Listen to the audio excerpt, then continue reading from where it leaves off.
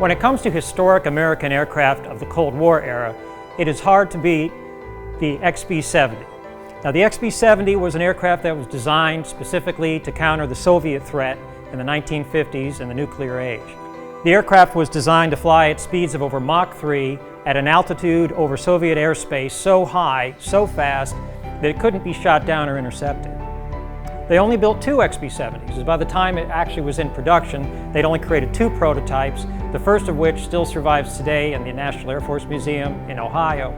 The second one crashed on June 6, 1966, as a consequence of a tragic collision between this aircraft and an F-104 chase plane.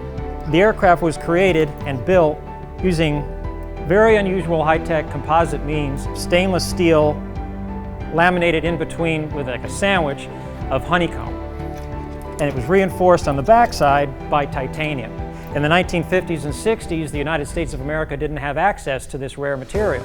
And so they actually used the Central Intelligence Agency, going through third parties like Iraq and other nations that were allied with the Soviet Union, to obtain the material from the Soviet Union itself, which in turn was smuggled into the United States and used in production of high-tech aircraft like the XB-70 and the SR-71 Blackbird.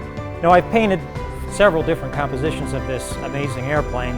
This one here is my most recent piece, and it depicts the aircraft landing at Edwards Air Force Base. This aircraft was so large and came in at such a high rate of speed, it needed chutes to slow itself down, which I've depicted in the painting. These are all signed and numbered limited edition pieces.